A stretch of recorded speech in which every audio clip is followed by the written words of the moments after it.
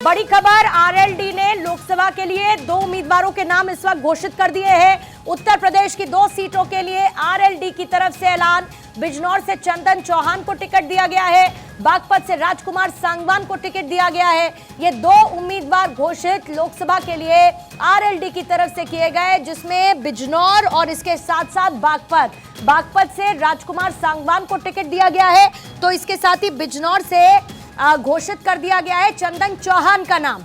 ये 2 नाम आरएलडी की तरफ से सामने आ चुके हैं। आरएलडी जो कहां शामिल हो चुकी है, अब एनडीए में शामिल हो चुकी है। यूपी में एक झटका देते हुए वहां पर विपक्षी गठबंधन को आरएलडी अब एनडीए का हिस्सा है और 2 सीटों पर बागपत से, बिजनौर से राजकुमार सांगवान, चंदन चौहान, सीरियल वाइज इन दोनों के नाम का ऐलान। उत्तर प्रदेश की 2 सीटों के लिए, लोकसभा के लिए 2 उम्मीदवारों का नाम घोषित करते हुए आरएलडी की तरफ से नाम सामने आ चुके हैं।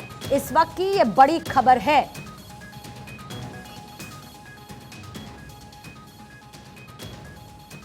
तो देखिए, तारीखों के ऐलान से पहले कैंडिडेट्स का नाम सामने आने लगा है।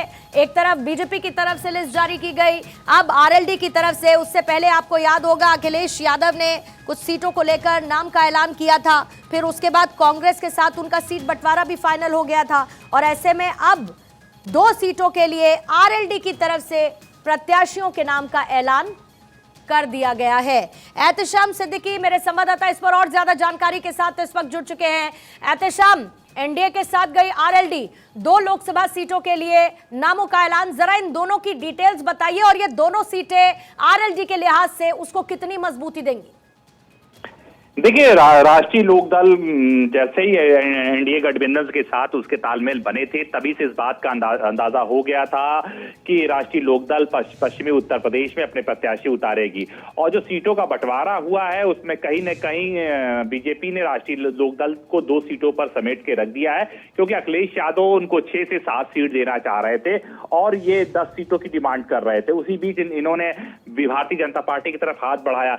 हम आपको बता दें कि एक सबसे इंपॉर्टेंट चीज है, जो लोकसभा नंबर 4 है बिजनौर की, वो दिया है लोकदल को। वहां से लोकदल ने चंदन चौहान को उठाया, मैदान में उतारा है।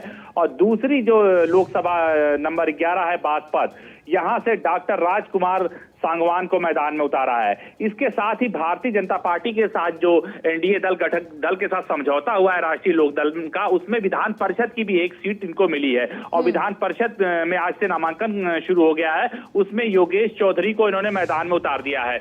अब जो जानकारी मिल रही है उसमें यह भी है कि इनके 1 या 2 विधायकों को मंत्री भी बनाया जा सकता है। और ये अभी तक जो सूत्रों से जानकारी आ रही है कि कल 5 बजे राजभवन में सूक्ष्म मंत्रिमंडल विस्तार हो सकता है, जिसमें 5 लोगों को गठबंधन में शामिल किया जा सकता है, जिसमें 2 लोग इनके मंत्रिमंडल में शामिल हो सकते हैं। तो कहीं न कहीं इनकी जो लोकसभा की सीटों की संख्या है बीजेपी ने घटा दिया है, लेकिन साथ में 1 सीट विधान परिषद की और मंत्रिमंडल में शामिल करने का वादा किया है। तो ऐसे में एक तीसरी सीट भी थी, घोसी सीट, जिसको लेकर मांग इनकी तरफ से की जा रही थी। हालांकि ओम प्रकाश राजभर सुभाषपा के पास ये सीट अब जा चुकी है। और जब अमित शाह से मुलाकात की जयंत चौधरी ने, उसके बाद उनकी तरफ से ट्वीट भी किया गया और इसके साथ साथ ये लिखा है कि उनसे मुलाकात हुई। अमित शाह ने ट्वीट किया था और इससे साथ को लेकर वो काफी खुश नजर आए थे। बहरहाल ये मुलाकात और उसके बाद इन 2 सीटों के लिए नामों का ऐलान इस वक्त कर दिया गया है।